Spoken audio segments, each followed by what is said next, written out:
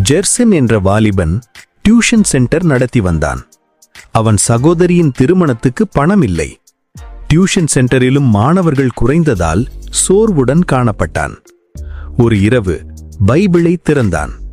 அதில் இந்த வசனம் கண்ணில் பட்டது: உங்களில் ஒருவன் ஞானத்தில் குறைவு உள்ளவனாயிருந்தால் தேவனிடத்தில் கேட்க கடவன். ஜெர்சன் சிரித்தான். எனக்கு இப்போ பணம் தானே தேவை, ஞானமா? ஆனாலும் அந்த வசனம் அவனை சிந்திக்க வைத்ததால் கண்ணீர் மல்க அவன் ஜெபித்தான். இயேசுவே, உதவி செய்யும், எனக்கு ஞானம் தாரும். அடுத்த நாளில் ஒரு புதிய மாணவி வந்தாள். ஜெர்சன் தேவன் தந்த ஞானத்துடன் அவளுக்கு கற்றுக் கொடுத்தான். தோல்விகளை மட்டுமே சந்தித்த அந்த மாணவி தேர்ச்சி பெற்றாள். செல்வந்தராகிய அவளுடைய தகப்பன் ஜெர்சனின் தங்கை திருமணத்தை நடத்தி கொடுத்தார். டியூஷன் சென்டரும் விரிவடைந்தது.